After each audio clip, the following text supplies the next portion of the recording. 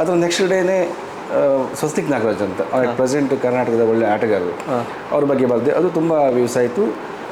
ಅದನ್ನು ನೋಡಿ ನನಗೆ ಸ್ಪೋರ್ಟ್ಸ್ ಮೈನ್ ಅಂತ ಒಂದು ಪ್ರಸಿದ್ಧ ಕ್ರೀಡಾ ವಾಹಿನಿ ಸೋಮಶೇಖರ್ ಪಡುಕೆರೆ ಅಂತ, ಸಚಿನ್ ತೆಂಡೂಲ್ಕರ್ ಅಂತಾರಾಷ್ಟ್ರೀಯ ಆಟಗಾರರಂತ ಸಂದರ್ಶನ ಮಾಡಿದಂಥ ಮೊದಲ ಕನ್ನಡದ ಪತ್ರಕರ್ತರು. ಅವರು ನನಗೆ ಅವರ ಸ್ಪೋರ್ಟ್ಸ್ ಮೈಲ್ ಅಂತ ಒಂದು ವೆಬ್ಸೈಟ್ನಲ್ಲಿ ನನಗೆ ಟೆನ್ನಿಸ್ ಬಾಲ್ ಕ್ರಿಕೆಟ್ ಆರ್ಟಿಕಲ್ ಬರೀಲಿಕ್ಕೆ ಅವಕಾಶ ಮಾಡಿಕೊಟ್ರು. 2010, 11, 12 ಆ ನಡುವಲ್ಲಿ 90ನೇ ಇಸ್ವಿ ನಂತರ ಮತ್ತು ಅಟ್ ಪ್ರೆಸೆಂಟ್ ಆಟಗಾರ ನಡುವಲ್ಲಿ ಒಂದು ಕಂದಕ ಅಂತ ಹೇಳಿದ್ರೆ ಒಂದು ಜನರೇಷನ್ ಗ್ಯಾಪ್ ಸೃಷ್ಟಿಯಾಗಿತ್ತು. ದುಬೈಲಿ ನಡೆಯುವ ಎಲ್ಲ ಕ್ರಿಕೆಟ್ ಇವೆಂಟ್ಗಳಿಗೆ ಹೋಗ್ತಾರೆ, ಅಲ್ಲಿಂದ ಅಲ್ಲಿ ನ್ಯೂಸ್ಗಳನ್ನು ಅಲ್ಲಿ ಇಂಟರ್ವ್ಯೂ ಮಾಡ್ಕೊಂಡು ಬರ್ತಾರೆ. ಬಟ್ ಮುಂದಿನ ದಿನಗಳಲ್ಲಿ ನಾವು ಅಲ್ಲಿ ದುಬೈಲೂ ಕೂಡ ಲೈವ್ ಚಾನಲ್ ಮಾಡುವಂಥ ಪ್ಲ್ಯಾನ್ ಹಾಕೊಂಡಿದ್ದೇನೆ.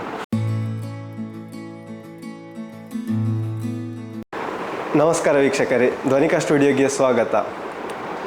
ಭಾರತದಲ್ಲಿ ಕ್ರಿಕೆಟ್ ಒಂದು ಧರ್ಮ, ಆದರೆ ನಮ್ಮ ರಾಜ್ಯದಲ್ಲಿ ಹೆಚ್ಚಾಗಿ ಟೆನ್ನಿಸ್ ಬಾಲ್ ಸ್ಪರ್ಧೆಗಳು ನಡೀತಾ ಇರ್ತವೆ. ಆದರೆ ಅದಕ್ಕೋಸ್ಕರನೇ ಒಂದು ವೇದಿಕೆ ರೂಪಿಸಬೇಕಂತ ಮೊದಲ ಬಾರಿಗೆ ಟೆನ್ನಿಸ್ ಬಾಲ್ ಇತಿಹಾಸದಲ್ಲೇ ಅಂತರ್ಜಾಲವನ್ನು ಸೃಷ್ಟಿಸಿದ ವ್ಯಕ್ತಿ ಇವರು.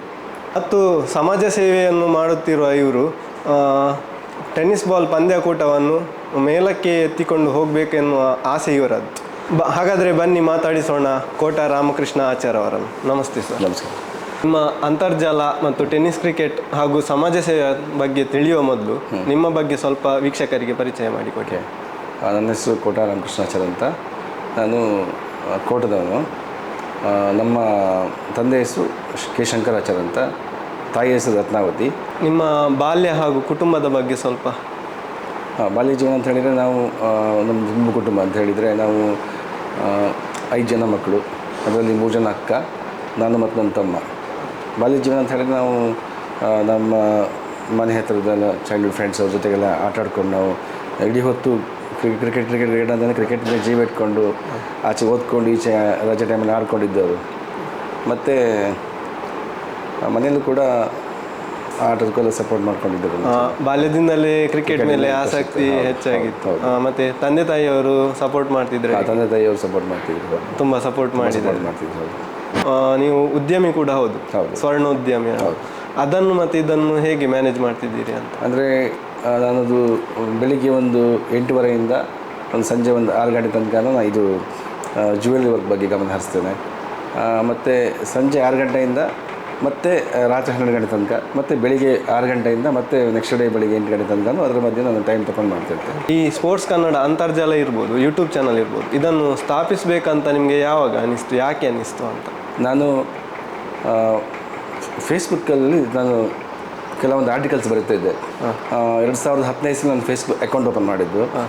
12ನೇ ಇಸ್ವಿ ನಂತರ ನಾನು ಅದರಲ್ಲಿ ಕೆಲವೊಂದು ಈ ಜಯಂತ್ ಕಾಯ್ಕಣಿಯವರ ಸಾಹಿತ್ಯಗಳಿಂದ ಪ್ರಭಾವಿತನಾಗಿ ಕವನಗಳನ್ನು ಬರೀತಾ ಇದ್ದೆ ಅದರಲ್ಲಿ ಫೇಸ್ಬುಕ್ಕಲ್ಲಿ.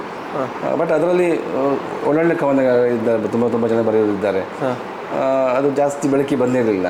ಮತ್ತು ಒಂದು 2017ನೇ ಇಸ್ವಿಯಲ್ಲಿ ನಾನು 1 ವರ್ಷ ಫುಲ್ಲು ಸ್ವಾತಂತ್ರ್ಯ ಹೋರಾಟಗಾರರ ಬಗ್ಗೆ ಬರೀತಿದ್ದೆ. ಅಂದರೆ ಅವರು ಹುಟ್ಟಿದ ದಿವಸ ಅವ್ರ ಬಗ್ಗೆ ಇತಿಹಾಸ ಬರೀತಿದ್ದೆ.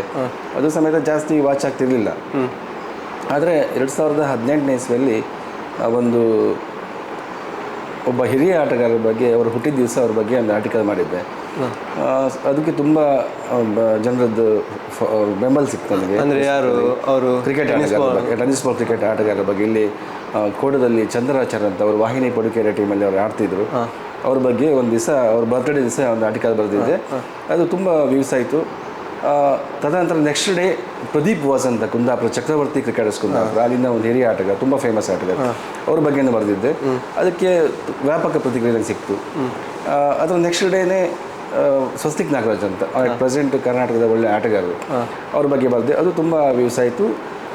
ಅದನ್ನು ನೋಡಿ ನನಗೆ ಸ್ಪೋರ್ಟ್ಸ್ ಮೈನ್ ಅಂತ ಒಂದು ಪ್ರಸಿದ್ಧ ಕ್ರೀಡಾ ವಾಹಿನಿ ಸೋಮಶೇಖರ್ ಪಡುಕೆರೆ ಅಂತ, ಸಚಿನ್ ತೆಂಡೂಲ್ಕರ್ ಅಂತಾರಾಷ್ಟ್ರೀಯ ಆಟಗಾರರಂತ ಸಂದರ್ಶನ ಮಾಡಿದಂಥ ಮೊದಲ ಕನ್ನಡದ ಪತ್ರಕರ್ತರು.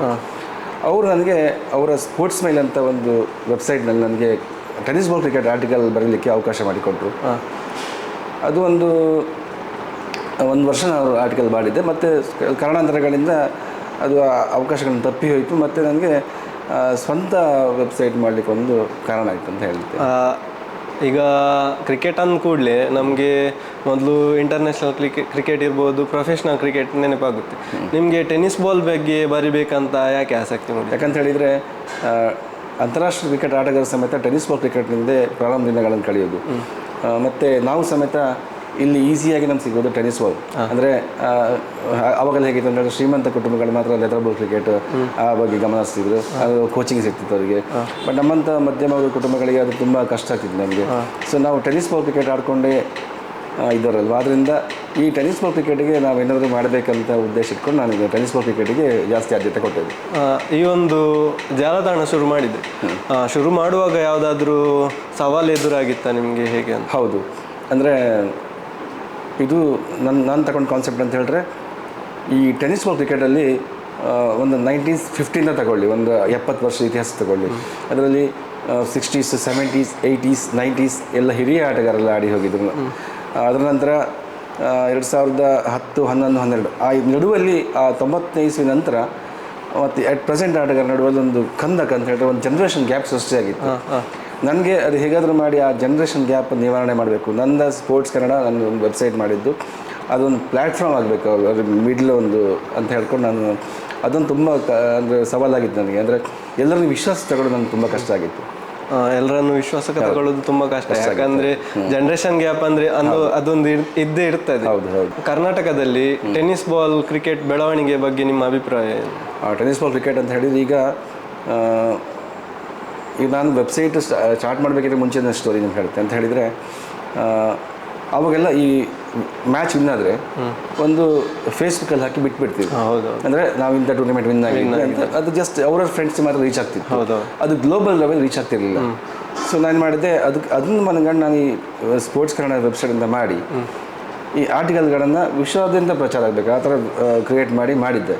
ಅದ ನಂತರ ಮತ್ತೆ ಈ ಲೆದರ್ ಬಾಲ್ ಕ್ರಿಕೆಟಿಗೆ ಅಸೋಸಿಯೇಷನ್ ಉಂಟು, ಅಂದರೆ ಕರ್ನಾಟಕ ರಾಜ್ಯ tennis ball cricket KSCA association ಉಂಟು. ಬಟ್ ಟೆನ್ನಿಸ್ ಬಾಲ್ ಕ್ರಿಕೆಟಿಗೆ ಅಸೋಸಿಯೇಷನ್ ಇಲ್ಲ.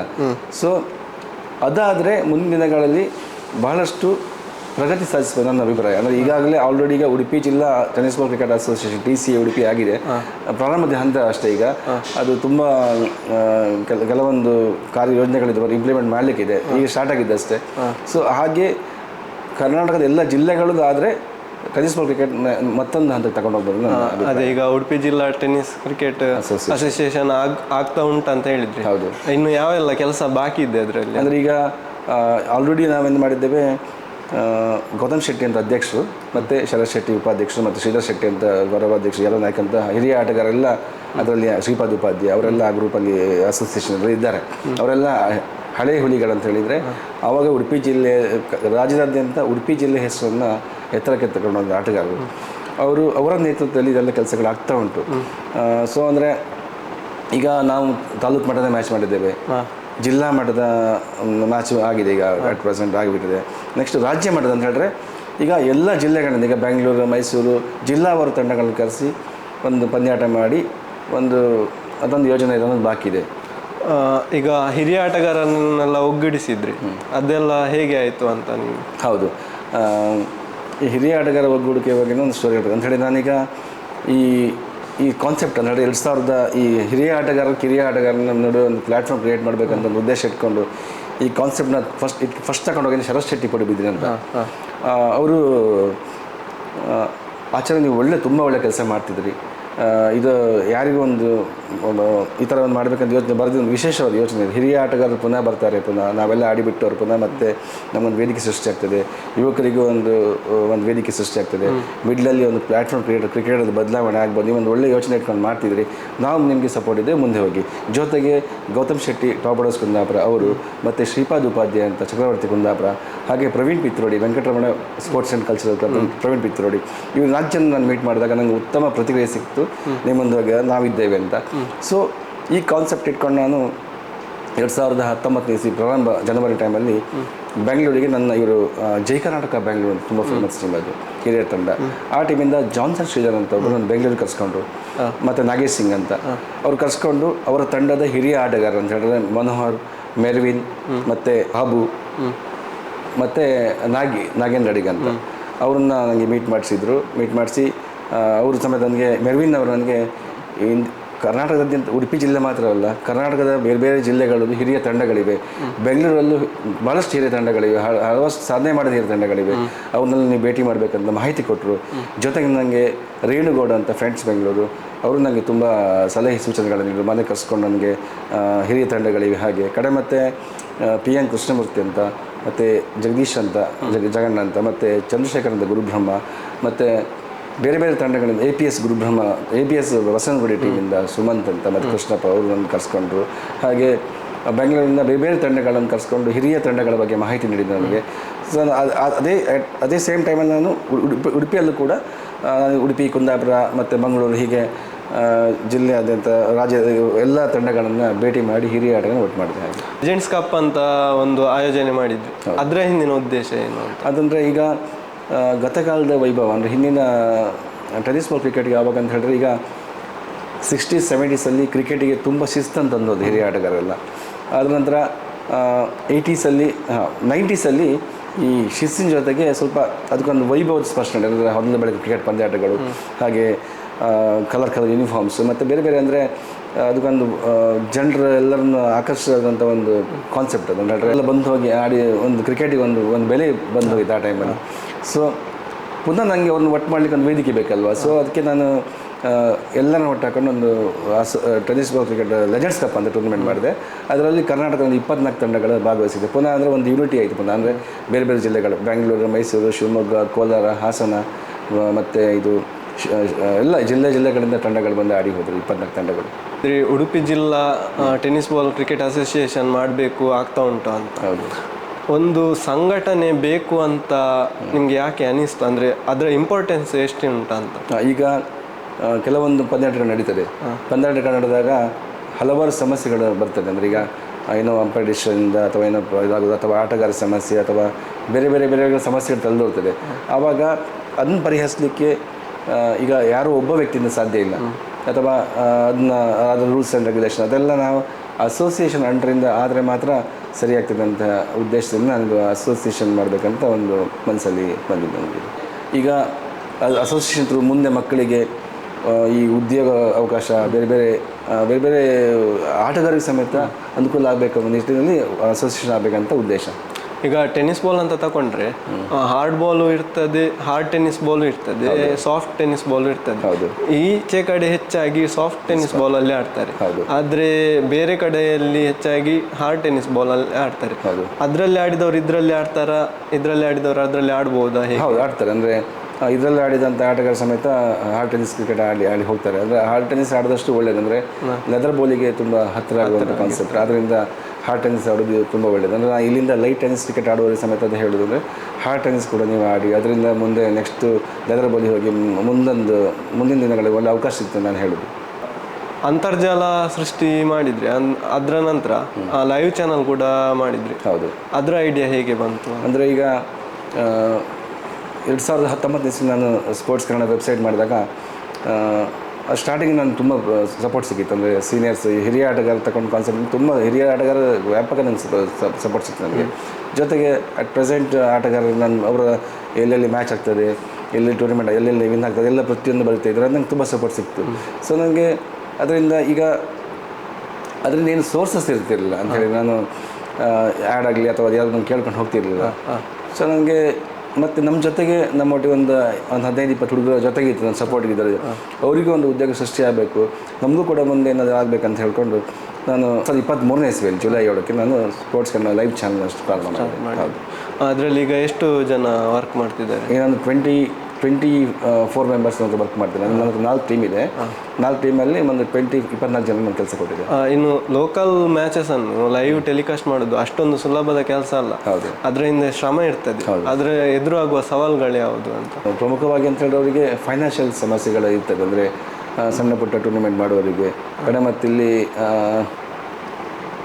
ಅದು ಅಂತ ಹೇಳಿ ಕೆಲವೊಂದು ಇಂಟರ್ನೆಟ್ ಸಮಸ್ಯೆಗಳು, ಆ ಸಮಸ್ಯೆಗಳು. ಅದರಿಂದ ಲೋಕಲ್ ಕ್ರಿಕೆಟ್ನವರಿಗೆ ಅದನ್ನು ಆ ವೆಚ್ಚವನ್ನು ತೂಗಿಸಲಿಕ್ಕೆ ಕಷ್ಟ ಆಗ್ತದೆ ನನ್ನ ಅಭಿಪ್ರಾಯ. ಹೌದು, ಅದರ ವೆಚ್ಚ ಸರಿದೂಗಿಸ್ಲಿಕ್ಕೆ ಏನು ಮಾಡ್ತೀರಿ ಅಂತ ಅವರಂತ ಹೇಳಿದ್ರೆ ಈಗ ಸ್ಪಾನ್ಸರ್ಸ್ ಮಾಡ್ಕೋಬೋದು. ಈಗ ಒಂದು ಟೂರ್ನಮೆಂಟಿಗೆ ಈಗ ನನಗೆ ನಾವು ಏನು ಹೇಳಿದ್ರೆ ಈಗ ಕ್ಯಾಮರಾ ಲೆಕ್ಕ ನಾವು ಹೇಳ್ತೇವೆ. ಅಂದರೆ day order, one day match ಅಂತ ಹೇಳಿದ್ರೆ ಒಂದು 2 ಕ್ಯಾಮರಾ ಇಂತಿಷ್ಟು ರೇಟ್ ಅಂತ ಹೇಳ್ಕೊಂಡು, ಸೊ ಅವರು ಅದನ್ನು ಸ್ಪಾನ್ಸರ್ ಮೂಲಕ ಅದನ್ನು ಅವರು ವೆಚ್ಚವನ್ನು ತೋರಿಸ್ಬೋದು, ಮಾಡ್ಕೋಬೋದು.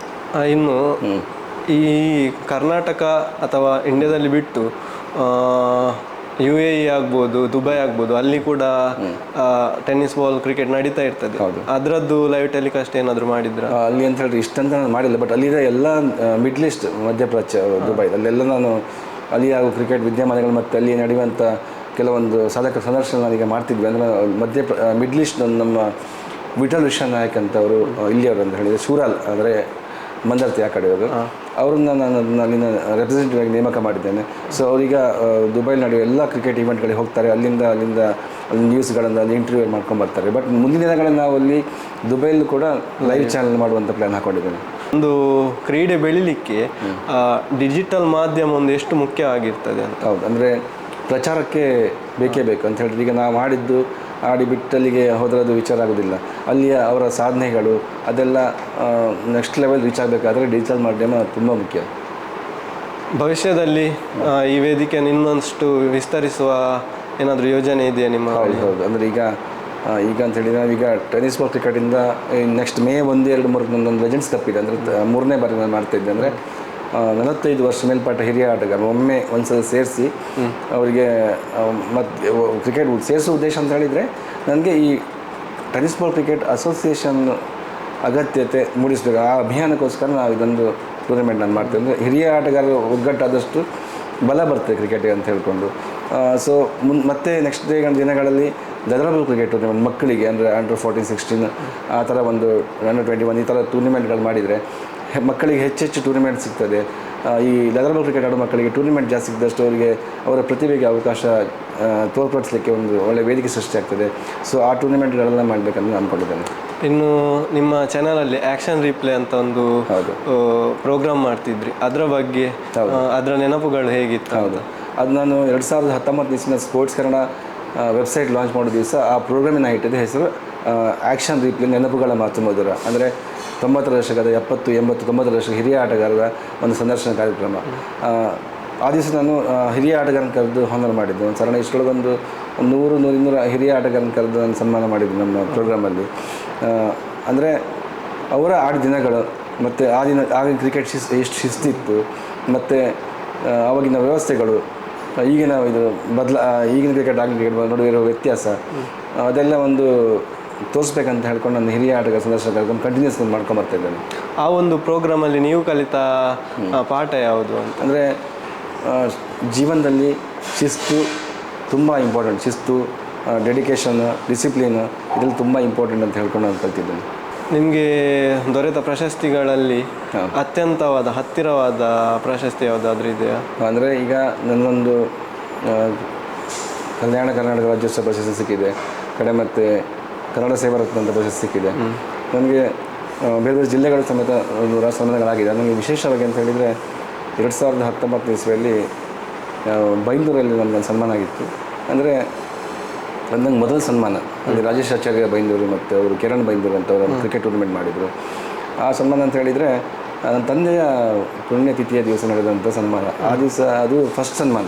ಅಲ್ಲಿಂದ ನಾನು ತುಂಬ ಪ್ರೇರಣೆ ಆಗಿದೆ ನನಗೆ. ಅಂದರೆ ಅದು ನಾನು ಈ ವೆಬ್ಸೈಟ್ ಮಾಡಬೇಕಂದ್ರೆ ಮುಂಚೆ, ಅಂದರೆ ಆರ್ಟಿಕಲ್ ಬರೀತಿರುವಾಗ ನಾನು ಮಾಡಿ ಸನ್ಮಾನ.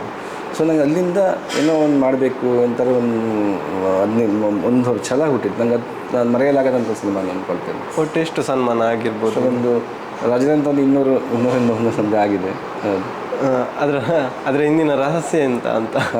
ರಹಸ್ಯ ಅಂತ ಹೇಳಿದ್ರೆ ಹಿರಿಯ ಆಟಗಾರರ ಬಗ್ಗೆ ನಾನು ತುಂಬ ಒಲವಿಟ್ಟಿದ್ದೆ ಅಂತ ಹೇಳಿದ್ರೆ, ತುಂಬ ಗೌರವ, ಪ್ರೀತಿ, ಅದೇ ನನಗೆ ಆಶೀರ್ವಾದ ಅಂತ ಹೇಳಿದ್ರೆ ನಾನು ಇಷ್ಟ ಅಂದ್ಕೊಳ್ತೇನೆ. ಸ್ಪೋರ್ಟ್ಸ್ ಕನ್ನಡ ಲೈವ್ ಚಾನಲಲ್ಲಿ ಕೇವಲ ಟೆನ್ನಿಸ್ ಕ್ರಿಕೆಟ್ಗೆ ಮಾತ್ರ ಸೀಮಿತವ ಅಥವಾ ಬೇರೆ ಕ್ರೀಡೆಗಳು ತೋರಿಸ್ತಾ? ಬೇರೆ ಎಲ್ಲ ಅಂತ ಹೇಳಿದ್ರೆ ನಾವೀಗ ವಾಲಿಬಾಲು, ಶಟ್ಲ್ ಟೂರ್ನಮೆಂಟು, ಕಡೆ ಮತ್ತು ಬೇರೆ ಬೇರೆ ಇದು ಖೋಖೋ ಆಗಲಿ ಅಥವಾ ಕ್ರೀಡೆ ಎಲ್ಲ ತೋರಿಸ್ತೀನಿ ಅದರಲ್ಲಿ. ಮತ್ತು ಬೇರೆ ಬೇರೆ ಸಾಂಸ್ಕೃತಿಕ ಕಾರ್ಯಕ್ರಮಗಳ ಸಮೇತ ಅದನ್ನು ನೇರ ಪ್ರಸಾರ ಮಾಡ್ತಿದ್ದೇವೆ. ಸ್ಪೋರ್ಟ್ಸ್ ಕನ್ನಡವನ್ನು ಹೊರತುಪಡಿಸಿ ರಾಮಕೃಷ್ಣ ಆಚಾರ್ಯ ಅವರು ಸಮಾಜ ಸೇವೆಯಲ್ಲೂ ತೊಡಗಿಸಿಕೊಂಡಿದ್ದಾರೆ. ಸಮಾಜ ಸೇವೆಗೆ ಬರಲಿಕ್ಕೆ ಮುಖ್ಯ ಕಾರಣ ಏನು ಅಂತ, ಮತ್ತು ಪ್ರೇರಣೆ ಯಾರು ಅಂತ?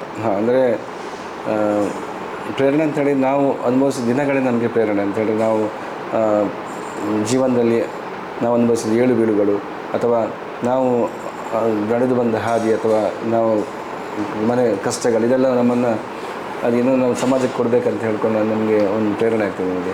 ಕಾಮಧೇನು ಗೋಶಾಲಾ ನಂಚಾರು ಅಲ್ಲಿ ಕೋಶಾಧಿಕಾರಿಯಾಗಿದ್ದೀರಿ, ಅದರ ಬಗ್ಗೆ ಸ್ವಲ್ಪ ಹೇಳಿ. ಅಂದರೆ ಹೌದು, ಅದು ನಾವು 2021 ಇಸ್ವಿಯಲ್ಲಿ ನಾವು ಪ್ರಾರಂಭ ಮಾಡಿದ್ದು. ಅಂದರೆ ರಾಜೇಂದ್ರ ಚಕೇರ್ ಅಂತ ಅವರು ಪತಂಜಲಿ ಯೋಗ ಗುರುಗಳವರು, ಅವರು ನಮ್ಗೆ ತುಂಬ ಆತ್ಮೀಯತೆ ಅಂತ ಹೇಳಿದರೆ ನಾವು ಅವ್ರ ಸಹ 15-20 ವರ್ಷಗಳ ಪರಿಚಯ, ತುಂಬ ಆತ್ಮೀಯರು. ಅವರು ಸಮೇತ ಈಗ ಅವರಿಗೂ ಒಂದು ಈ ಅಪಘಾತದಲ್ಲಿ ಗಾಯಗೊಂಡ ಹಸುಗಳು ಅದಕ್ಕೆಲ್ಲ ರಕ್ಷಣೆ ಕೊಡಬೇಕು, ಒಂದು ಆಶ್ರಯ ತಾಣ ನಿರ್ಮಾಣ ಮಾಡಬೇಕಂತ ಹೇಳ್ಕೊಂಡು ನಾವು ಈ ಥರ ಡಿಸ್ಕಸ್ ಮಾಡುವಾಗ ಅವರು ನನಗೂ ಸಮೇತ ಅದು ತುಂಬ ಇಷ್ಟ ಆಯ್ತು ಆ ಕಾನ್ಸೆಪ್ಟ್. ಅಂದರೆ ಅದು ಯಾರು ಈಗ ಎಂತ ಮಾಡ್ತಾರೆ ಅಂತ ಹೇಳಿದ್ರೆ ಈಗ ಹಾಲು ಕರೆಯೋ ಹಸುಗಳು ಅದನ್ನೆಲ್ಲ ಫಲ ಕೊಡುವಂಥ ಮಾತ್ರ ಜನರು ಮಾಡ್ತಾರೆ. ಬಟ್ ಇಂಥ ಈ ಕಸಾಯಿಖಾನೆಗೆ ಹೋಗುವ ದನಗಳು ಮತ್ತು ಅಪಘಾತದಲ್ಲಿ ಗಾಯಗೊಂಡ ದನಗಳು ಯಾರೂ ಮಾಡೋದಿಲ್ಲ. ಸೊ ನನಗೂ ತುಂಬ ಆ ಕಾನ್ಸೆಪ್ಟ್, ನನಗೂ ಸಮೇತ ಇದೊಂದು ವಿಶೇಷವಾದ ಕಾರ್ಯಕ್ರಮ ಅಂತ ಹೇಳ್ಕೊಂಡು ನಾನು ಅವ್ರ ಜೊತೆ ಕೈ ಜೋಡಿಸುವ ಈ ಪ್ರಾರಂಭ ದಿನಗಳಿಂದ ಅವರೊಟ್ಟಿಗೆ ಇದ್ದೇನೆ. ಸರಳವಾಗಿ ಸ್ಟಾರ್ಟ್ ಆಗಿ 4 ವರ್ಷ ಆಯಿತು, 3 ವರ್ಷ ಆಯಿತು. 3 ವರ್ಷದಿಂದ ನಾನು ಅವ್ರ ಜೊತೆಗೆ ಕೆಲಸ ಮಾಡ್ಕೊಂಡಿದ್ದೇನೆ.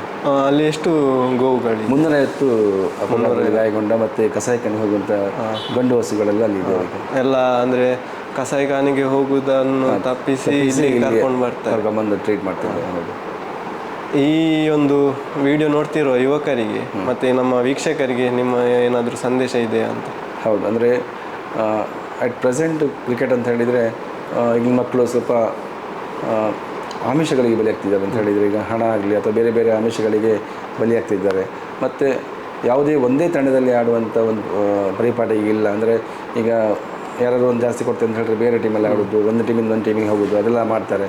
ಬಟ್ ನಾ ಹೇಳೋದು, ಈಗ ಇವತ್ತು ಕೂಡ ಒಂದೇ ಟೀಮಲ್ಲಿ ಆಡಿದರೆ ಮಾತ್ರ ಬೆಲೆ, ಅವರಿಗೆ ಇನ್ನೂ ಸಮೇತ ಹೆಸರುಗಳಿಗೆ ಕರೀತಾರೆ. ಅಂದರೆ ಅದೇ ಟೀಮ್ ನೀವು ಹೇಳೋದು, ನಿಮ್ಮ ಹೆಸರಿನ ಜೊತೆಗೆ ನಿಮ್ಮ ತಂಡದ ಹೆಸರನ್ನು ಗುರುತಿಸ್ಕೊಳ್ಳಿ ಅಂತ ನಾನು ಹೇಳೋದು. ಮತ್ತು ವೀಕ್ಷಕರು ಹೇಳೋದು ಅಂತ ಹೇಳಿದರೆ, ಕ್ರೀಡೆಯಿಂದ ನಮಗೆ ಜೀವನದಲ್ಲಿ ನಾವು ಹಲವಾರು ಏಳುಬೀಳುಗಳನ್ನು ಅನುಭವಿಸ್ತೇವೆ. ಆದರೆ ನಮಗೆ ನಾವು ಆಡಿದಂಥ ಕ್ರೀಡೆ ನಮಗೆ ಆ ಸಂದರ್ಭಗಳನ್ನು ನಮಗೆ ಮತ್ತೆ ಮತ್ತೆ ಚಿಗುರುವಂತೆ ಮತ್ತೆ ಮೇಲೇಳುವಂತೆ ಪ್ರೇರೇಪಣೆ ನೀಡ್ತದೆ. ಸೊ ನೀವು ನಿಮ್ಮ ಮನೆಯವರನ್ನು ಅಥವಾ ನಿಮ್ಮ ಮಕ್ಕಳನ್ನು, ನಿಮ್ಮ ಅಣ್ಣ ತಮ್ಮಂದಿರನ್ನು ಕ್ರೀಡೆಯತ್ತ ಕಳಿಸಿ, ಮಕ್ಕಳು ಸಮೇತ ಕ್ರೀಡಾ ಸ್ಫೂರ್ತಿಯನ್ನು ಬೆಳೆಸ್ಕೊಳ್ಳಿ ಹೇಳಿ ಅಂತ ಹೇಳಿ ನಾನು ಇಷ್ಟಪಡ್ತೇನೆ. ನಿಮ್ಮ ಮುಂದಿನ ಕನಸುಗಳು ಮತ್ತು ಗುರಿಗಳು ಯಾವುದು? ನನ್ನ ಮುಂದಿನ ಈಗ ಈ ಸ್ಪೋರ್ಟ್ಸ್ ಕನ್ನಡವನ್ನು ನಾನು ನೆಕ್ಸ್ಟ್ ಮುಂದಿನ ಹಂತಕ್ಕೆ ತಗೊಂಡೋಗ್ಬೇಕಂತಂದರೆ, ಇದರಿಂದ ಇದೊಂದೀಗ 5-6-7 ವರ್ಷ ಜರ್ನಿ.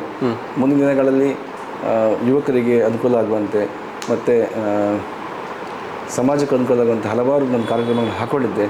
ಅದೆಲ್ಲ ಒಂದೊಂದಾಗಿ ನಾನು ಅದನ್ನು ಕಾರ್ಯರೂಪ ತರಬೇಕಂತ ನಾನು ಅಂದ್ಕೊಂಡಿದ್ದೇನೆ. ಧ್ವನಿಕಾ ಸ್ಟುಡಿಯೋಗೆ ಸಮಯ ನೀಡಿದ್ದಕ್ಕಾಗಿ ಧನ್ಯವಾದಗಳು ಸರ್. Thank you sir. ನಿಮಗೂ ಕೂಡ ನೀವು ಒಂದು ಒಳ್ಳೆಯ ಉದ್ದೇಶ ಇಟ್ಕೊಂಡು ಈ ಧ್ವನಿಕಾ ಸ್ಟುಡಿಯೋ ಈ ಚಾನಲ್ ಪ್ರಾರಂಭ ಮಾಡಿದ್ರಿ. ನಿಮಗೂ ಕೂಡ ಒಳ್ಳೆಯದಾಗಲಿ ಮತ್ತು ನಮ್ಮಿಂದ ಏನು ಸಪೋರ್ಟ್ ಬೇಕನ್ನು ನಾನು ಮಾಡ್ತೇವೆ ಅಂತ ನಾನು ಇಷ್ಟಪಡ್ತೇನೆ. ವೀಕ್ಷಕರೇ, ಇದಾಗಿತ್ತು ಕೋಟ ರಾಮಕೃಷ್ಣ ಆಚಾರ್ಯ ಅವರ ಮಾತು. ಟೆನ್ನಿಸ್ ಬಾಲ್ ಕ್ರಿಕೆಟನ್ನು ತುಂಬ ಉತ್ತುಂಗಕ್ಕೆ ಏರಿಸಬೇಕಂತ ಒಂದು ಕನಸು ಕಟ್ಕೊಂಡಿರುವವರು ಇವರು.